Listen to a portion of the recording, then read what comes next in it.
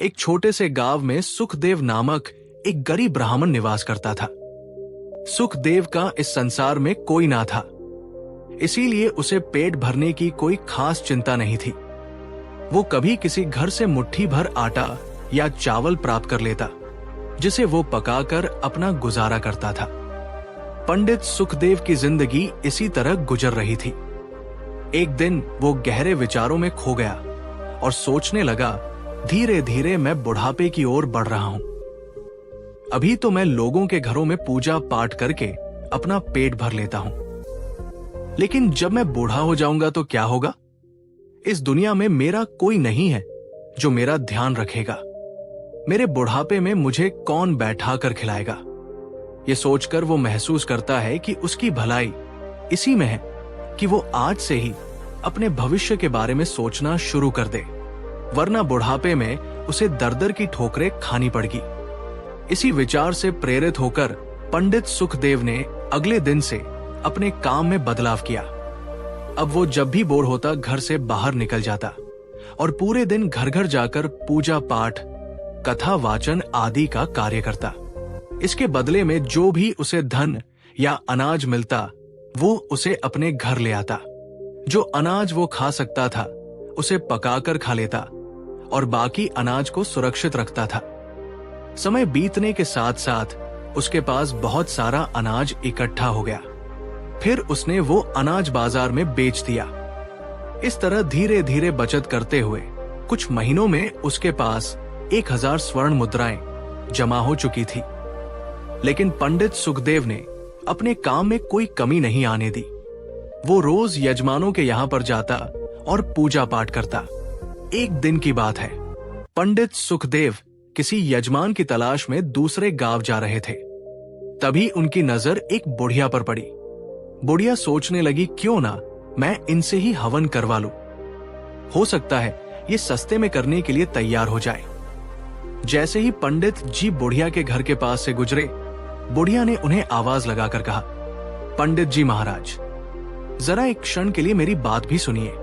पंडित सुखदेव ने कहा, कहो माई, क्या कष्ट है? तुम्हें मेरे योग्य कोई कार्य है तो बताओ। बुढ़िया बोली, पंडित जी, कुछ ही दिन पहले मेरी गाय मर गई थी।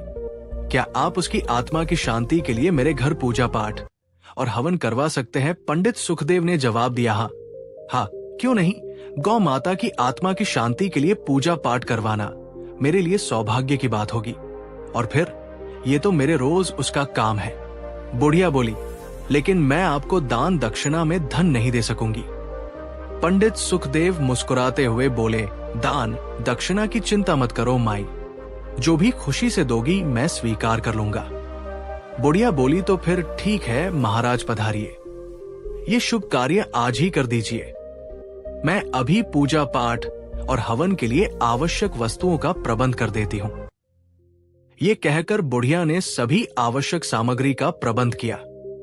शाम तक जब सारे काम पूरे हो गए तो पंडित सुखदेव ने अपना झोला संभाला और कहा, माई, गौ माता की आत्मा की शांति के लिए तुमने जो कुछ भी किया उससे भगवान और गौ माता दोनों ही तुमसे प्रसन्न होंगे और तुम्हारा भला करेंगे। अब मैं घर वापस जा रहा हूं, इसीलिए श्रद्धा पूर्वक जो भी दान दक्षिणा देना चाहो दे दो। बुढ़िया बोली, अवश्य महाराज। फिर वो अपनी झोपड़ी से बाहर आई और एक बछड़े को अपने साथ ले आई। उसे पंडित जी की ओर बढ़ाते हुए बोली, आप दक्षिणा में इस बछड़े को ले जाइए महाराज। जिस गाय की आत्मा की शांति के लिए आपने इतना कुछ किया है, ये उसी गाय का बछड़ा है। इसे जन्म देने के बाद ही गाय मर गई थी। पंडित सुखदेव हैरान होकर बोले, ओह, लेकिन मैं इस बछड़े का क्या करूंगा मैं? बुढ़िया ने उत्तर दिया, पंडित जी, आप इसे पालिए और पोसिए। बड़ा होकर ये एक दिन आपके काम आएगा। इसके अलावा मुझे दान दक्षिणा में देने के लिए कुछ नहीं है और इसके खाने पीने का बोझ भी उठाना मेरे बस की बात नहीं है।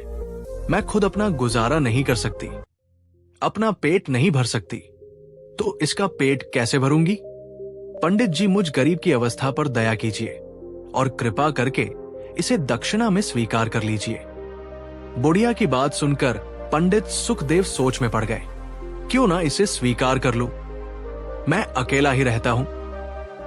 ये बछड़ा साथ रहेगा तो इसकी देखभाल करने में मेरा मन भी लगा रहेगा। यजमान से थोड़ी बहुत घास फूस इसके लिए भी मांग लिया करूंगा।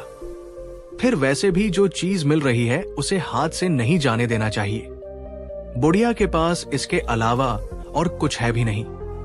पंडित जी बोले, माई, तुम श्रद्धा पूर्वक मुझे दक्षिणा में ये बछड़ा दे रही हो तो मैं इसे स्वीकार करता हूं।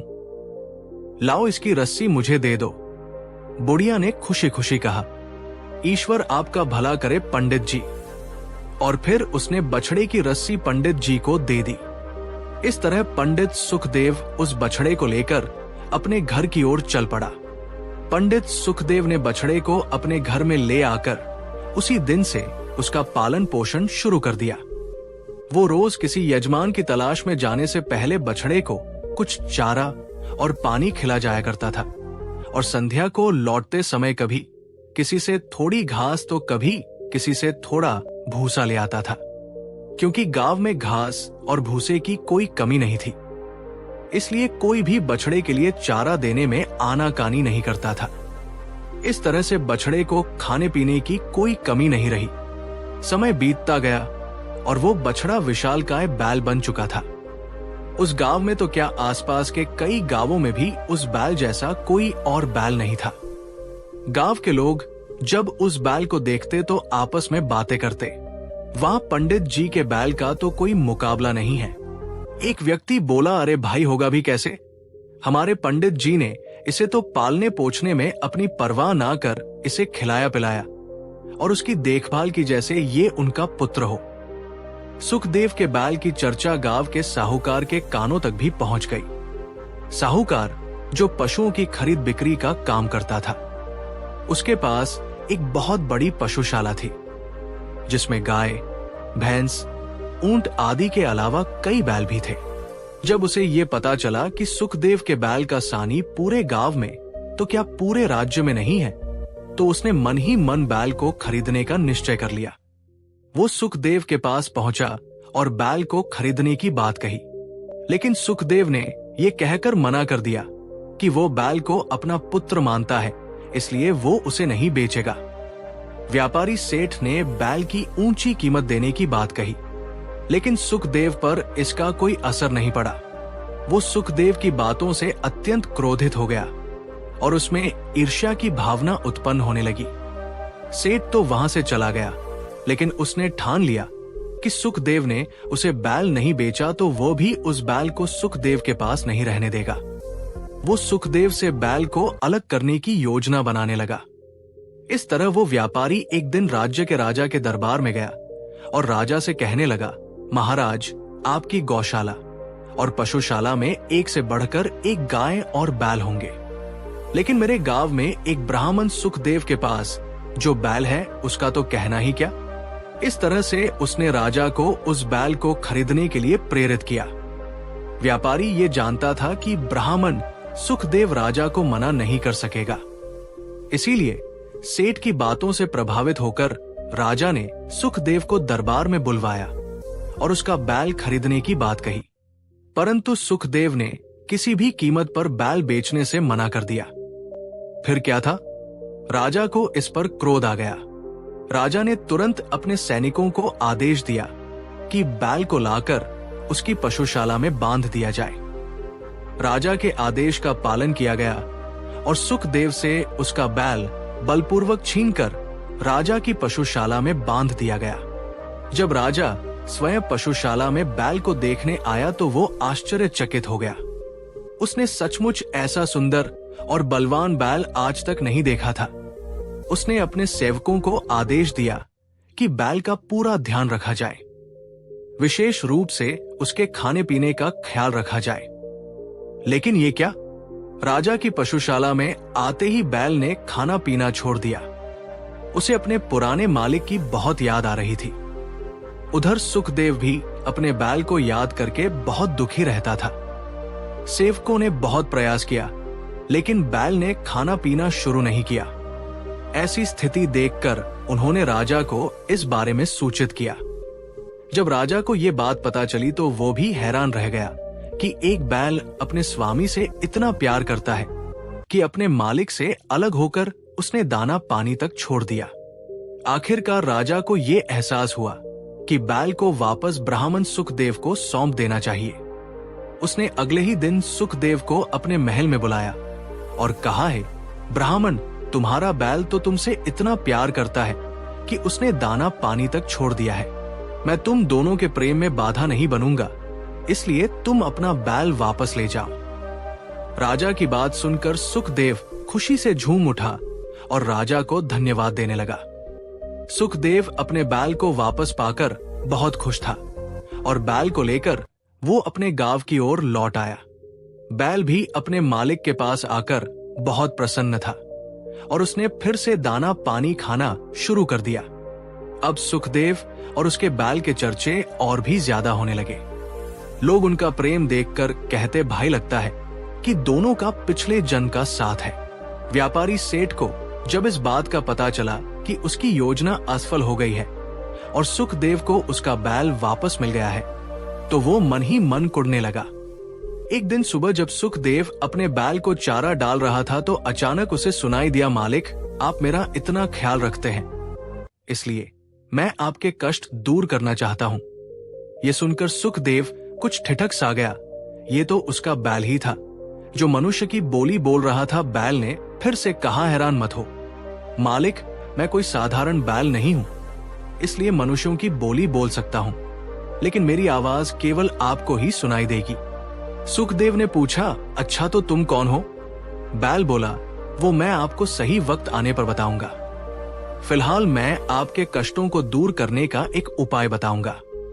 आप वही करें जो मैं कहूंगा, इससे आपके धन की समस्या का हल हो जाएगा। फिर बैल धीरे धीरे सुखदेव को समझाने लगा। सब कुछ समझने के बाद सुखदेव बोला, योजना तो तुम्हारी अच्छी है, परंतु कहीं ऐसा ना हो कि मैं इसमें खुद ही फंस जाऊं।